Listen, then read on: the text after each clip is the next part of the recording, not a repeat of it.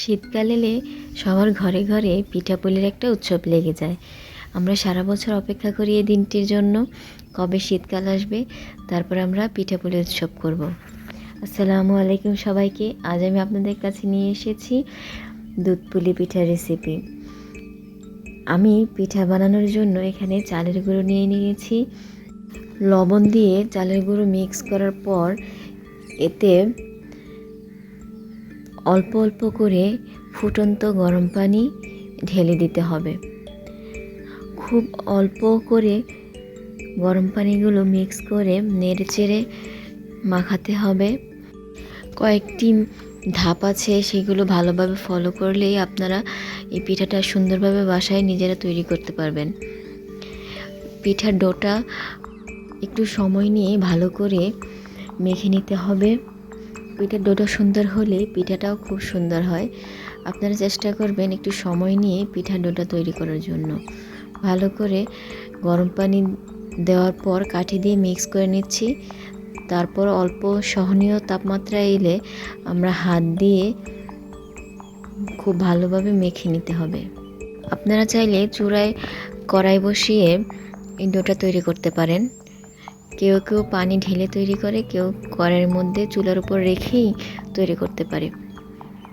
এখন মাখানো হয়ে গেছে। এখন 20 মিনিটের জন্য এটাকে ঢেকে রেখে দেব।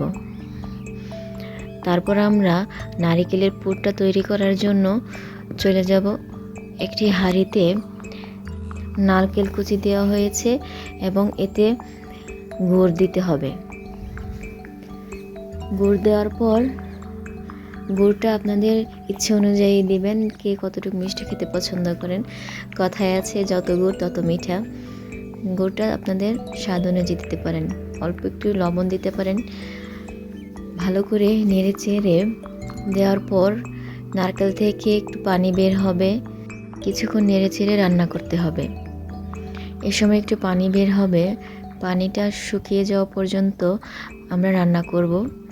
খেয়াল রাখতে হবে যাতে বেশি ড্রাই হয়ে না যায়, তাহলে শক্ত হয়ে যাবে, সফট থাকবে না। একটু সফট থাকা অবস্থায়, একটু পানি পানি থাকা অবস্থায় আমাদের এটাকে চুলা অফ করে দিতে হবে। আমাদের পুরটা তৈরি হয়ে গেছে, দেখতে পাচ্ছেন।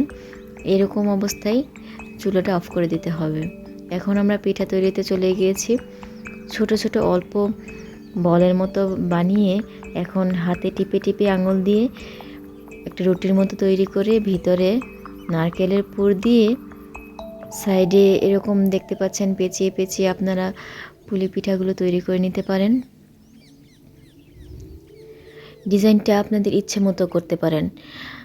এই ডিজাইন এক একজন এক এক রকমভাবে এই ডিজাইনটা তৈরি করে। যে কোনোভাবেই তৈরি করুন না কেন, ভালো লাগবে খেতে। এভাবে ঘুরিয়ে ঘুরিয়ে দেখতে পাচ্ছেন, হাতে টিপে টিপে ঘুরিয়ে ঘুরিয়ে পিঠার রুটিটা তৈরি করা হয়েছে। এখন নারকেলের পুরটা মাঝখানে দিয়ে দিতে হবে। এরকম এক এক করে সবগুলো পিঠা তৈরি করা হবে। খুব আলতোভাবে দুই পাশ বন্ধ করার পর সাইডে নকশি ওঠানো হবে।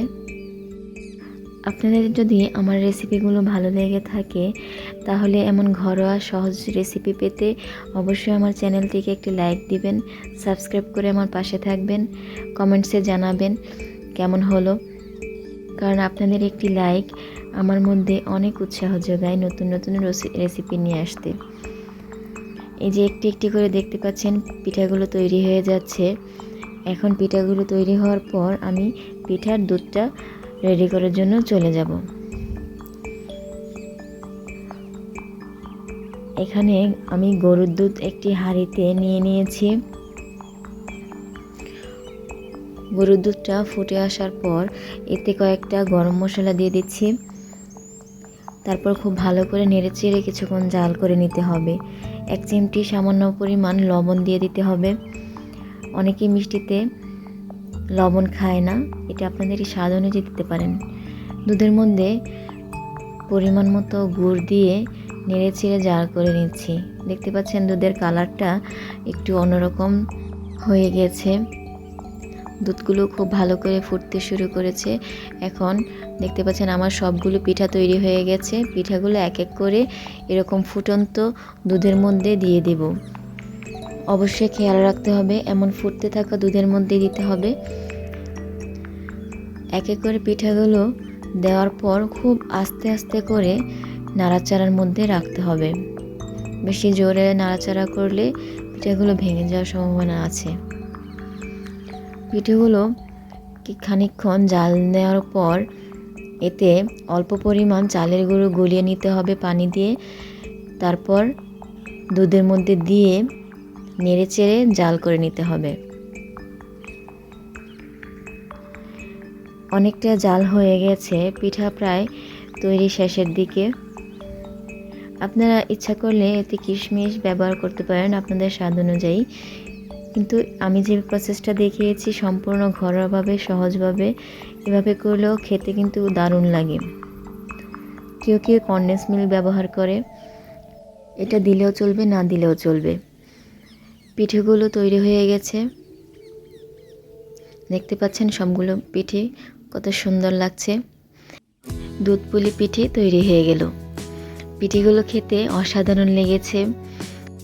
আমার এই ঘরোয়া রান্না যদি আপনাদের পছন্দ হয়ে থাকে তাহলে অবশ্যই আমার ভিডিওতে একটি লাইক দিবেন, সাবস্ক্রাইব করে পাশে থাকবেন।